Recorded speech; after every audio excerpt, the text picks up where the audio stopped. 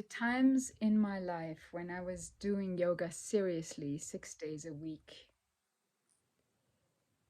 the most profound difference from not doing yoga or doing yoga occasionally was the nervous system, meaning my stress reactions almost disappeared.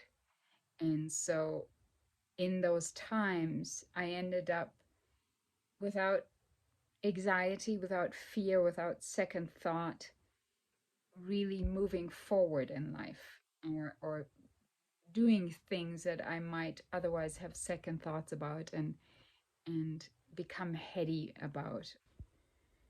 Interestingly enough, I adopted a 4 months old puppy about a month and a half ago, and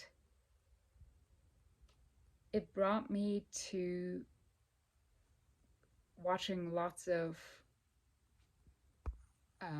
dog training videos, and it brought me to the thinking of, am I really a leader? Am I really being confident and assertive as I walk forward in my life? And am I calm?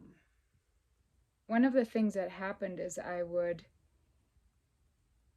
through this time, I didn't do much yoga or hardly any at all, to be honest. And what was happening is I would fast forward to the possibilities of what might happen if we were to encounter this horrible dog or something like that. Around the same time, I also started reading this book, Feel the Fear and Do It Anyway, which I highly recommend. So, one of the things that this book touched on lightly is catching yourself before the negative thought patterns start, whatever they might be. And the only way that I know how to do that is to, one, start becoming the observer or start becoming aware of the observer. And there's lots of practices for that, including meditation and focusing technique. And the other thing is, once you access the observer, once you can say, oh, interesting, I am now starting to think negative thoughts, how do you get out of that? And the only thing that I know how to get out of that is to start becoming intensely aware of the moment using your senses, whether it's about